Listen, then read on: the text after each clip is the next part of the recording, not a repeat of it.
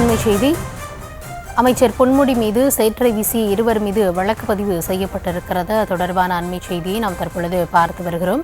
பாஜக பெண் பிரமுகர் உள்ளிட்ட இருவர் மீது வழக்கு பதிந்தது காவல்துறை. பெஞ்சல் புயல் பாதிப்புகளை பார்வையிட சென்ற இடத்தில் அமைச்சர் பொன்முடி மீது சேறு வீசப்பட்டது. இதனையடுத்து விழுப்புரம் இருவேல்பட்டு கிராமத்தில் வெள்ள பாதிப்பு ஆய்வின் போது நடைபெற்ற சம்பவத்தை அடுத்து தற்பொழுது இருவர் கைது செய்யப்பட்டிருப்பதாக தகவல்கள் தெரிவிக்கின்றன. இதுகுறித்த விவரங்களோடு இணைகிறார் எம்முடைய செய்தியாளர் ஜனார்த்தனன். ஜனார்த்தனன், வணக்கம். காவல்துறை நடவடிக்கை குறித்தான விரிவான விவரங்களை பதிவு பண்ணலாம். வணக்கம் கௌதமி. விழுப்புரம் அருகே இருவேல்பட்டு கிராமத்தில் ஆய்வுக்கு சென்ற அமைச்சர் பொன்முடி மீது சேரை வாரி வீசிய பெண் உள்பட 2 பேர் மீது போலீசார் 3 பிரிவுகளின் கீழ் வழக்கு பதிவு செய்துள்ளனர். அதாவது பெஞ்சல் புயல் தொடர் மழை காரணமாக விழுப்புரம் மாவட்டம் தென்பண்ணை ஆற்றில் வரலாறு காணாத வகையில் ஏற்பட்ட வெள்ளப்பெருக்கில் சென்னை திருச்சி தேசிய நெடுஞ்சாலை ஒட்டியுள்ள அரசூர், இருவேல்பட்டு, காரப்பட்டு உள்ளிட்ட 10க்கும் மேற்பட்ட கிராமங்கள் வெள்ளத்தால் பாதிக்கப்பட்டு வீடுகள் மற்றும் உடைமைகளை இழந்து தவித்தனர்.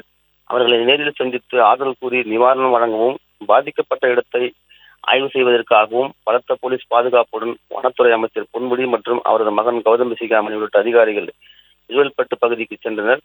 திடீரென பொன்முடியை முற்றுகையிட்ட வாக்குவாதத்தில் ஈடுபட்ட பொதுமக்கள் கூட்டத்தில் இருந்த யாரோ சேரை வாரி அமைச்சர் மீது வீசியதாக கூறப்பட்டது. இதனால் அப்பகுதியில் பெரும் பரபரப்பு ஏற்பட்ட நிலையில் பொன்முடி மீது சேரை வீசிய நபர்கள் மீது நடவடிக்கை எடுக்கப்படும் என அமைச்சர் சேகர்பாபு பத்திரிகையாளர் சந்திப்பில் தெரிவித்திருந்தார்.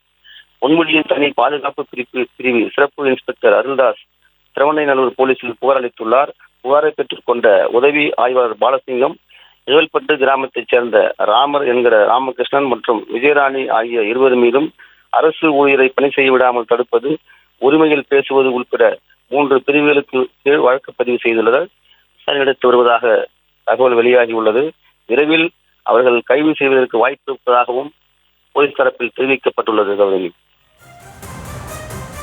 அமைச்சர் மீது சேறு வீசிய விவகாரத்தில் இருவர் மீது வழக்கு பதிவு செய்யப்பட்டிருக்கிறது. அவர்கள் இருவரும் விரைவில் கைது செய்யப்படலாம் என எதிர்பார்க்கப்படுகிறது. இது தொடர்பான உங்களுடைய விவரங்களுக்கும் நன்றி ஜனார்த்தனன்.